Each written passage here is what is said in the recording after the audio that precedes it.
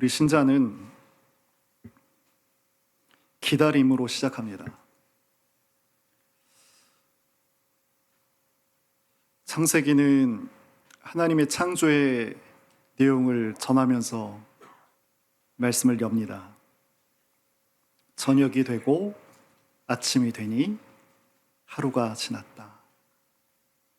저녁이 되고 아침이 되니 둘째 날이 지났다. 오늘날 우리가 살아가고 있는 시간 인식과 정반대입니다. 우리들은 아침에 일어나 일을 하고 그리고 쉼을 갖습니다. 그러나 성경은 저녁이 앞서 나오고 아침이 뒤를 쫓따릅니다. 쉼과 성찰의 시간을 먼저 갖고 그리고 일을 하는 거죠. 그리고 예수님께서 오시면서 우리 그리스도인은 특별한 시간을 살고 있습니다. 예수님께서 우리에 앞서서 이미 오셨죠. 그러나 그 예수님께서는 다시 오실 거예요. 그래서 아직 아닌 그것과 이미라는 이 시간 사이에서 우리는 그 가운데의 시간을 살아가고 있어요. 이것이 기다림의 시간을 뜻합니다. 그러고 보면 우리 인생을 한번 생각해 보세요. 우리 인생의 절반 이상은 사실 기다림입니다. 그러나 기다린다는 것은 어떤 건가요?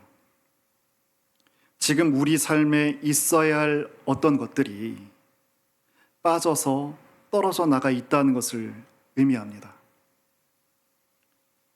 한번 보세요. 아무것도 기다리지 않는 인생이 있나요? 바람이 불어서 흔들리지 않는 것은 죽은 나무뿐입니다.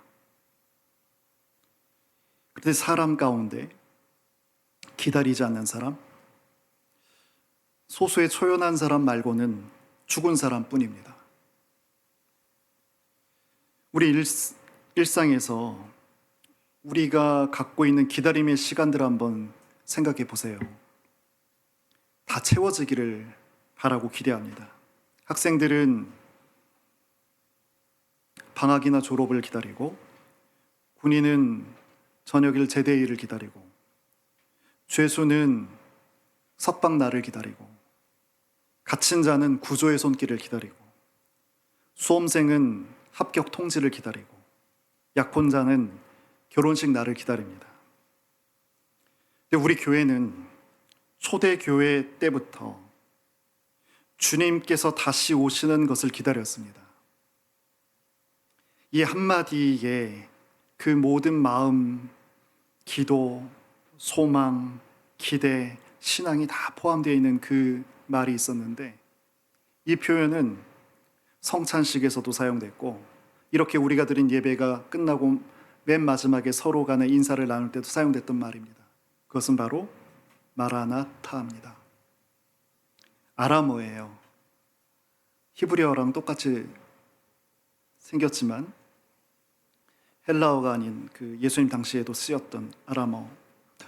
마란, 주님이란 뜻이고, 아타는 오다라는 거예요. 주님이 오신다는 그 뜻을 갖고 있는데, 띄어쓰기를 조금씩 달리하면 뜻이 살짝 바뀌어요. 지금 읽었던 것처럼 마란, 아타 이렇게 되면 주님이 오셨다는 거예요.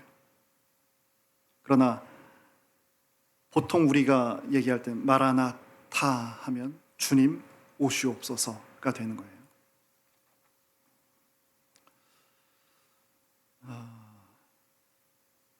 우리 자녀 세대 분들은 이름 정도 들어보실 수 있었을 것 같은데, 대학로에서 오랫동안 그 연극했던 그 작품이거든요. 고도를 기다리며. 황량한 벌판에 두 주인공이 있습니다. 근데 고도라는 인물을 기다립니다. 근데 두 주인공은 그 고도라는 사람이 누군가를 전혀 알지 못해요. 왜 만나야 하는지도 모르고 언제 올지도 몰라요. 그 기다림의 시간이 너무너무 지루한 거예요. 연극 자체가 너무 지루해요. 그 지루함을 느끼게 하는 것이 그게 목적이에요. 그런데 자리를 떠나지 않습니다. 이런 것을 불모의 기다림이라고 하잖아요. 풀 한 폭이 날 수 없는 기다림이죠. 아무것도 만들어낼 수 없는 기다림이기 때문에 그렇습니다. 작가의 목적이 있습니다. 이 고도를 기다리며 쓴 작가의 목적이 있어요. 2차 대전이라는 전쟁의 참혹함을 겪었잖아요. 그 참혹함을 겪어낸 사람들의 황폐한 마음을 보이고 싶었던 거예요.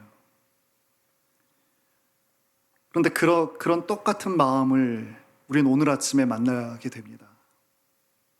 너무나 이 주인공 두 사람과 처지가 비슷한 듯한 그 한 사람, 그가 바로 욥입니다. 욥은 평생을 의롭게 살았어요. 그러나 어느 날 갑자기 너무나 큰 불행이 닥쳐옵니다. 어느 한두 개, 어느 일부가 아니라 그 삶의 전 영역을 다 잃어버립니다. 많았던 재산도 다 잃고 자녀들도 다 잃고 그동안 사회적으로 쌓아왔던 그 신뢰, 존경 이런 것도 다 사라져버렸고 하나 남은 건강마저도 잃어버립니다. 기가 막히죠. 도무지 이해할 수 없는 그런 일이 벌어진 거예요. 욥을 위로하기 위해서 친구들이 찾아왔는데 그들의 첫 위로가 이런 거였습니다. 차라리 내가 불의한 일을 저질렀다면 이러한 시련을 받아들인 것이 쉬웠을지 모르겠다. 친구들도 아는 거죠. 내 친구지만 정말 다르게 살아왔던 욥의 그 인생을 친구들도 아는 거죠. 욥은 수긍하기가 어려웠습니다. 왜냐하면 정말 실제로 그는 자신의 길이 아니라 주님의 길을 걸어왔기 때문에 그렇습니다.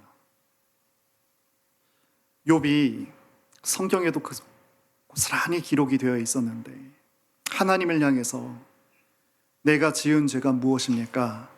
라고 그가 묻습니다. 하나님께서 묵묵부답이세요. 아무 말씀 안 해주신 거예요. 그러자 항의합니다. 그럼 우리가 14장을 읽었는데 앞에 장 23절, 24절을 보실까요? 13장 23절, 24절. 나의 죄악이 얼마나 많으니까 나의 허물과 죄를 내게 알게 하옵소서. 주께서 어찌하여 얼굴을 가리시고 나를 주의 원수로 여기십니까? 어떻게 저에게 당신의 얼굴을 가리신 건가요? 라고 이렇게 하나님 앞에 항의합니다. 이해가 되지 않는 거예요. 하나님이 이해가 되지 않는 거예요. 다만 그 하나님의 크심에 비해서 자신이 얼마나 작은가를 절감하기 때문에 탄식의 말을 쏟습니다. 25절에 보시면 주께서 어찌하여 날리는 낙엽을 놀라게 하시며, 자기가 날아가는 낙엽 누가 신경 쓰나요? 그 하나님 앞에서 자신은 이런 존재라는 거예요. 왜 그런 낙엽과 같은 저를 놀라게 하십니까? 왜 마른 건물을 뒤쫓으시냐니까. 체이스, 쫓는다는 거예요. 추격한다는 거예요. 왜 아무것도 아닌 나를 왜 이렇게 고통스럽게 하십니까? 라고 탄식합니다. 정말 유한한 인간의 서러움과 슬픔이 이 고백 가운데, 탄식 가운데 담겨져 있습니다. 이 탄식이 여기서 멈추지 않습니다. 우리가 오늘 본문으로 삼은 14장 1절에서 한 4절까지 한번 보시면 1절, 2절. 여인에게서 태어난 사람은 생애가 짧고 걱정이 가득하며, 우리 모든 인생이 그렇죠. 인생이 짧고 그런데 걱정이 가득하고, 그는 꽃과 같이 자라서 시들면, 우리가 꽃을 보면 얼마나 유한해요. 꽃과 같고 그림자같이, 그림자가 짙을 땐 얼마나 무겁고 짙어요. 그러나 금방 지나가잖아요. 머물지 않는 거잖아요. 그런데 이와 같은 존재를 주님께서 왜 눈여겨보시고 왜 나를 주 앞에 이끌어서 재판을 하십니까? 누가 깨끗한 것을 더러운 것 가운데서 낼 수 있습니까? 어떻게 더러운 것 가운데서 깨끗한 것을 지금 원하셨냐는 거예요. 할 수 없는 것을 하나님께서 지금 요구하고 계신다라는 거예요. 지금 이 서러움을 여러분 아시겠어요? 왜냐하면 정말 욥은 하나님의 주의 길을 걸어왔단 말이에요. 그런데도 이런 말로 형언할 수 없는 그런 참담한 고통과 절망의 수렁을 만나게 된 거잖아요. 이해가 안 되는 거죠.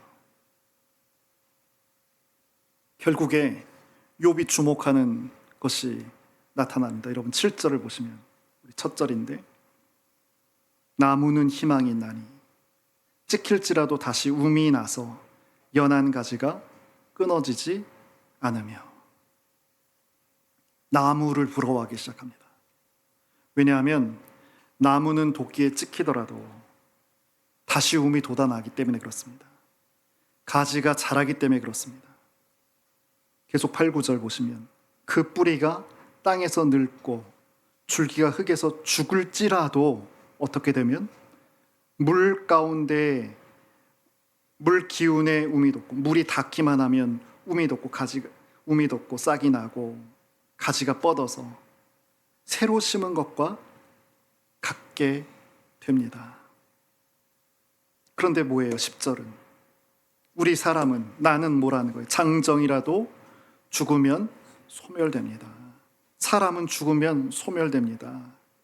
인생이 숨을 거두면 그가 어디 있느냐? 흔적조차, 자취조차 사라져 버리고 맙니다. 나무가 인생보다 더 나아 보이는 거예요. 풀과 나무가 우리 인생보다 더 괜찮게 보여지는 거예요.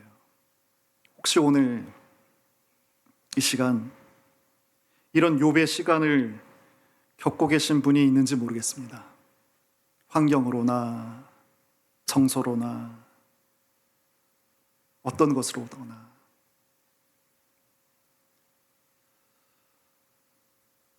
정말 소박한 행복을 바라는 것뿐인데 그런 나를, 우리를 가만히 두질 않죠. 그래서 욥처럼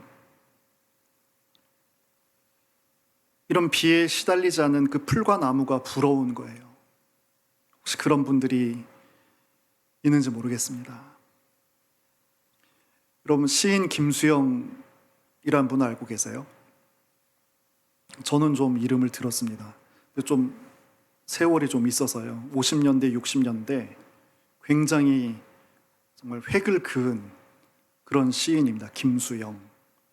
우리는 이어령 씨는 알잖아요. 작고한 이어령 씨는 아는데, 이어령 씨가 한 12, 13년 후배인데 딴지를 걸어서 김수영에게, 이어령이란 총명하고 똑똑한 사람이 이 깊은 사색의 시인을 딴지를 걸어서 유명세를 얻을 정도로 독보적이었던 그런 시인이 김수영입니다. 근데 그의 인생을 보면 기가 막힙니다. 서울에서 태어났어요. 그래서 일본에 가서 대학 유학까지 갔는데 중퇴하고 돌아왔거든요. 결혼을 했는데 한 달 만에 6.25 전쟁이 납니다. 피난을 가지 못한 거예요. 이 와중에 결국 북한 의용군에 징집이 됩니다. 그래서 2달 동안 그들의 훈련소에 있었는데 탈출했어요. 그리고 다시 서울로 돌아왔어요. 그런데 이제 남한 경찰에 체포가 돼서 어디로 끌려가냐면 거제도 포로 수용소에 들어갑니다. 여기서 3년 동안 거기서 수용되는데 3년이 지나서 민간인 억류자로 밝혀져서 돌아갑니다. 정말 큰 고초를 겪었고 삶의 비참함을 맛봤었는데 그렇게 간신히 집으로 돌아왔더니 그만 아내가 자신이 죽은 줄 알고 다른 남자와 결혼해 살고 있는 거예요. 김수영은 1968년 47세 집 앞에서 교통사고로 요절하고 맙니다. 참 불행하죠. 참담하고요. 그 가운데 그가 썼던 시들이 의미가 있습니다. 가치가 있습니다. 포로 수용소에서 자유를 완전히 억압당했잖아요. 그 자유의 의미를 김수영이 3년 동안 뼛속에 깊이 새겼어요. 그래서 이분이 시집을 딱 한 권 냈거든요. 근데 이 시의 내용을 보면 살고자 하는 의지하고 그러나 그것을 불가능하게 하는 현실, 이 두 가지, 자유롭게 살기를 원하는 그 마음, 그러나 그것을 불가능해 하는 그 현실, 그 가운데서의 갈등, 슬픔, 이런 것들을 극복해내고자 하는 것, 이것이 그 시에 다 이렇게 새겨져 있습니다. 특별히 설움, 우리는 서러움이라고 했는데 주로 설움이라는 이 표현이 그의 시에서 계속 반복되어 나오면 설움. 한 줄만 좀 유명한 시가 검이라는 시가 있는데 내가 으스러지게 설움에 몸을 태우는 것은 내가 바라는 것이 있기 때문이다. 내가 으스러지게 설움에 몸을 태우는 것. 혹시 우리들 가운데에도 이 시에서만큼, 이 시인의 인생에서만큼 그런 서럽고 슬펐던 기억이 있지 않으셨는지 궁금합니다. 어떤 사람이라도요, 이 설움에 갇혀버리게 되면 아무것도 하지 못하게 됩니다. 망가지는 거예요. 이 서름을 딛고 일어난 곳에는 정말 많은 시간이 필요합니다. 그래서 욥은 어떤 요청을 하나님께 드렸냐 하면 여러분 13절 한번 보실까요? 13절 같이 한번 읽어보겠습니다. 주는 나를 수월에 감추시며 주의 진노를 돌이키실 때까지 나를 숨기시고 나를 위하여 규례를 정하시고 나를 기억하옵소서. 무슨 말씀입니까? 수월이 어디예요? 네, 우리 수월, 구약에서는 수월이라고 그런다고 했고 신약에서는 하데스라고 그런다고 했고 똑같지는 않지만 우리 연옥하면서 그렇게 한번 우리 외면하면서 얘기했던 적이 있습니다. 아무튼 무덤이라고 쉽게 생각하시죠. 죽음이라고 생각하시고 이 하나님의 나를 향해서 쏟으신 이 진노, 이 세월, 이 어려움이 사라질 때까지 나를 그 죽음이라는 것, 무덤 가운데서 그냥 감추어 달라고 요청하는 거예요. 그 서러움이 얼마나 크고 감당할 수가 없으면 그 다 지나기까지 나를 좀 감춰 주십시오. 고난의 이 시간이 지나가는 것을 지금 욥은 기다리고 있는 거예요. 욥의 기다림이 이거예요. 그것을 기다리고 있는 거예요. 그러면 한번 우리가 살고 있는 이 시대의 욥들은 누굴까를 한번 생각해 보시죠. 이 시대에도 있지 않을까요? 가난에 몰려서 생을 마감한 사람들이 있을 수 있고,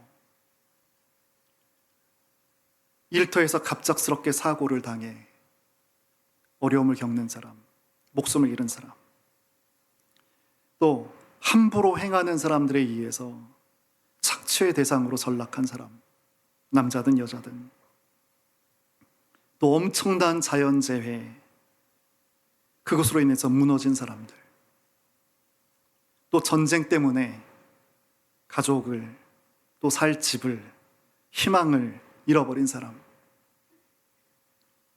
이들 모두 다 한번 생각해 보세요. 평온하던 일상에서 다 쫓김 받은 사람들이죠. 설당이 없어져 버린 그런 사람들입니다. 근데 이거는 그들이 게을러서도 아니고 무능해서도 아닙니다. 그저 그런 여건에 몰린 거죠. 그리고 또 하나는 우리의 인간의 욕심 때문에 균형을 잃어버린 자연도 우리가 볼 수 있어야 됩니다. 오랜 시간 이 균형이 무너져 버렸죠. 그래서 요즘에 우리가 그 자연의 역습을 맞이하고 있습니다. 이런 말이 있어요. 하나님은 늘 용서하신다. 인간은 가끔 용서한다. 그러나 자연은 반드시 되갚는다. 제가 그리스도인으로서 이 욥기를 굉장히 중요하게 여러 차례 읽었습니다. 아주 중요하게 제가 인생을 살아가면서 풀리지 않는 그런 숙제, 이것 때문에 굉장히 중요하게 욥을 읽었었어요. 이런 신정론이란 말 들어보셨죠? 신정론. 왜 의로운 사람에게 고난이 다가오는가? 어떤 말이냐면, 하나님께서 전능하시고 선하신 하나님이신데 왜 세상에는 악과 고통이 존재하는가? 이걸 근본적으로 다루는 그 학문이 신정론이에요. 이것을 제가 굉장히 부정하기도 했고, 또 어떤 때는 그것을 변호하기도 하는 그런 양쪽에서의 신정론을 많이 이렇게 살폈던 적이 있습니다. 아마 오늘 오후에 로마서 5장 그걸 보면서 이 신정론을 극복한 내용이 사실은 로마서 그 5장의 내용입니다. 이 신정론의 극복, 사람의 이론으로 되어지지 않는 말씀을 통한 신정론의 극복을 여러분 오늘 오후에 확인하실 수 있고요. 또 한 가지는 정말 하나님의 광대한 세계 앞에 서는 거죠. 우리가 살고 있는 이 땅, 이 세계가 얼마나 작고 얼마나 우리 중심인가, 이것을 배운 거였습니다. 이것이 굉장히 큰 깨달음이었습니다. 여러분, 욥이 이 형언할 수 없는 이 고난을 겪으면서 자기가 세상의 중심이 아니라는 것을 깨닫게 됩니다. 그 한마디가 이 표현이에요. 내가 하나님을 귀로만 들었는데 이제 눈으로 당신을 봅니다. 우리 인간은 이 고통이라는 대가를 지불하지 않고는 이런 자각에 이르지를 못합니다.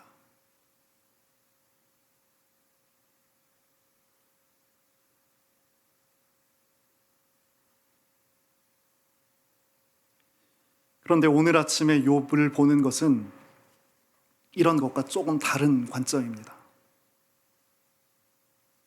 그것은 이거예요. 이제 우리는 우리 시대의 욥을 어떻게 대할 것인가? 이제 우리는 우리 시대의 욥을 어떻게 대할 것인가? 이 지점까지 나아간 것이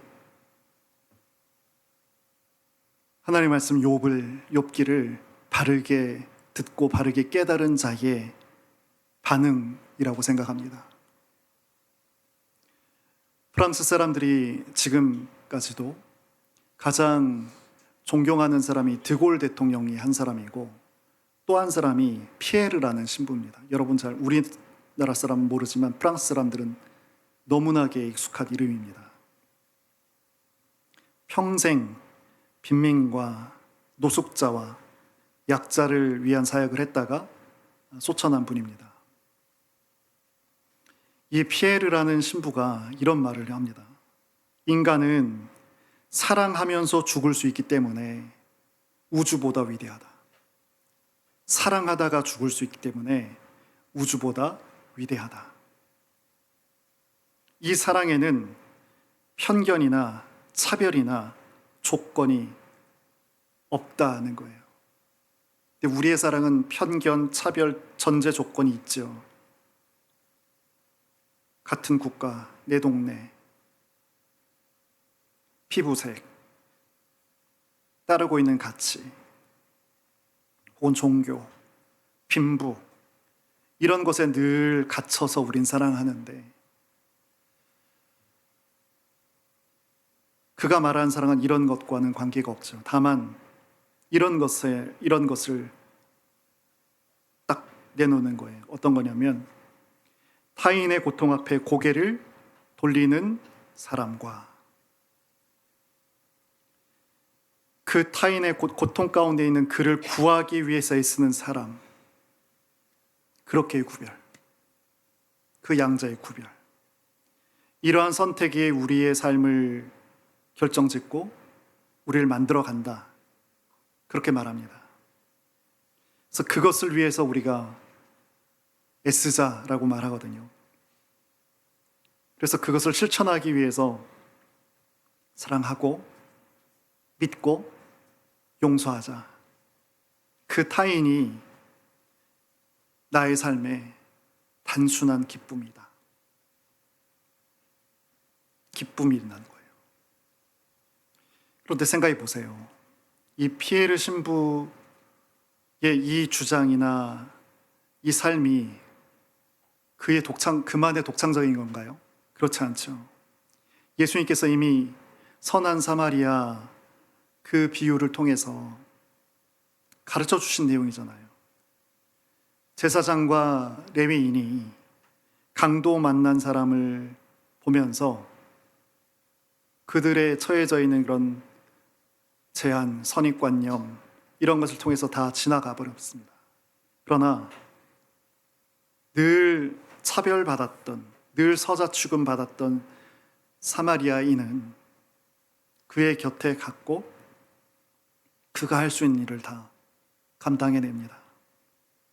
근데 더 놀랍게도 마태복음 25장 40절은 이 내용을 보다 더 극적으로 말씀합니다. 그럼 들어보시죠. 내가 진실로 너희에게 이르노니 너희가 여기 내 형제 중에 지극히 작은 자 하나에게 한 것이 곧 내게 한 것이라. 내가 진실로 너희에게 이르노니 너희가 여기 내 형제 중에 지극히 작은 자 하나에게 한 것이 곧 내게 한 것이다. 세상에서 가장 작은 자에게 한 그 일이 곧 하나님 주님 당신에게 한 일이라, 이렇게 말씀하신 거예요. 욥이, 그리고 이 시대의 욥이, 그리고 우리가 간절히 기다리는 예수님은 세상에서 가장 작은 자를 극진히 사랑하신 분이라는 거예요. 예수님 당시에 경건한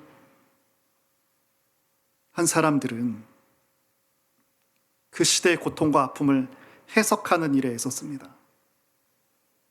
근데 예수님께서는 그 약한 자의 고통을 당신의 것으로 다 받아내셨어요.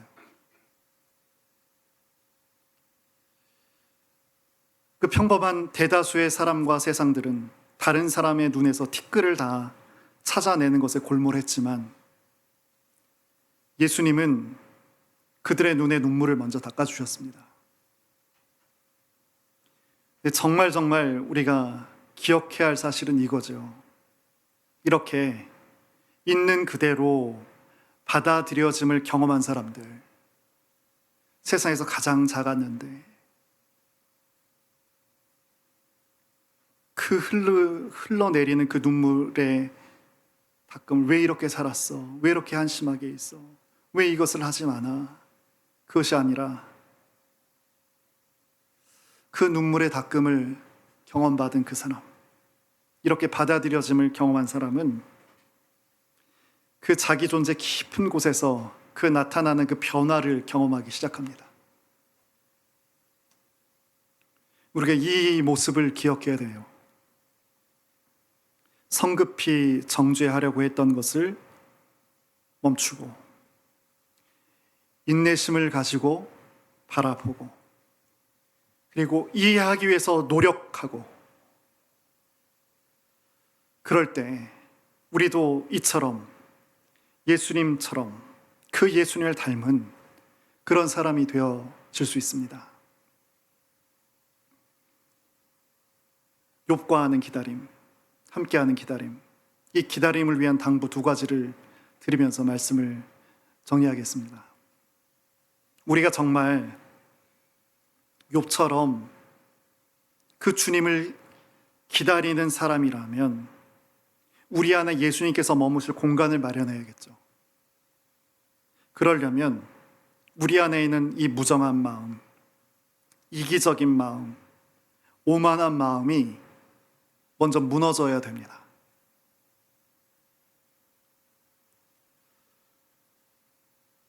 이사야의 말씀을 통해서 힌트를 얻을 수 있어요. 이렇게 우리 마음을 준비하면 됩니다. 골짜기마다 도두어지며 산마다, 작은 산마다 낮아지며 고르지 않은 곳이 평탄케 되며 험한 곳이 평지가 될 것이다. 골짜기마다 도도하지며 작은 산마다 낮아지며 고르지 않은 곳이 평탄케 되며 험한 곳이 평지가 된다. 우리가 사람 사이에 갈라진 계곡과 같은 것들이 있어요. 여기에 다리를 놓고 스스로 높아지는 이 마음들을 낮추고 이 묵은 땅처럼 거칠어진 우리 마음을 가꾸어서 생명이 자라게 하고, 이 갈등과 분열만 열매 맺고 있는 이 땅에 우정이라는 그 공간을 만들어내는 것. 그러면 우리 주님께서 어느새 오셔서 우리의 이 일을 완전하게 이루어 주신다는 거예요. 기다림의 두 번째 당부입니다. 우리가 예수님을 기다린다는 것은 막연한 기다림이 되어서는 안 된다는 거예요. 이거를 명심해야 됩니다. 막연하게 기다리는 것은 불모의 고도를 기다리는 그 두 주인공과 다름이 전혀 없는 것이 됩니다. 기다리는 세상을 우리가 시작해야 됩니다.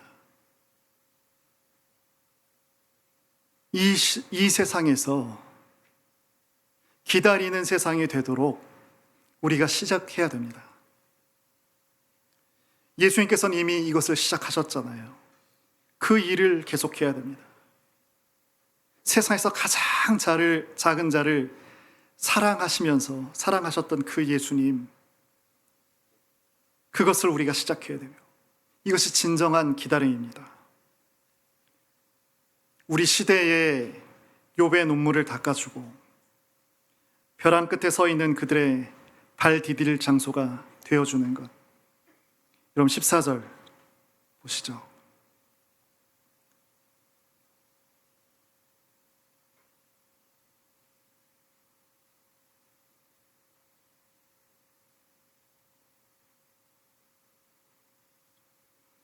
신음과 낙심 가운데 나를 차라리 지옥 무덤 가운데에서 숨겨주십시오. 이 절망의 때가 지나기까지. 그런 가운데 그가 쏟아낸 고백이자 절규이자 소망이자 하나님 앞에 엎드림입니다. 나는 나의 모든 고난의 날 동안을 참으면서 풀려나기를 기다리겠나이다. 기다리겠나이다. 기다리겠나이다.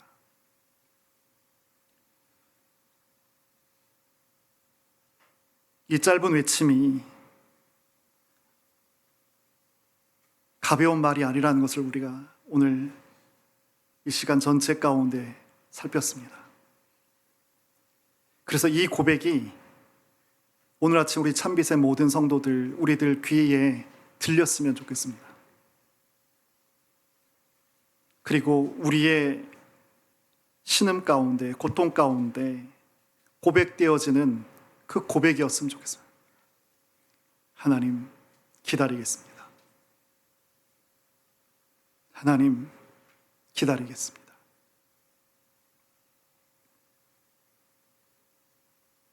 그리고 우린 또 같이 들었어요. 예수님께서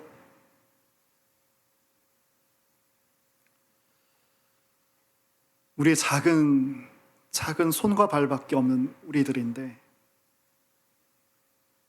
이 작은 손과 발을 통해서 이 시대의 욥의 공경과 서러움을 덜어주고 싶어 하신다는 것을 우리가 들었습니다. 우리가 세상에서의 모든 서러움을 다 해결해 줄 수는 없어요.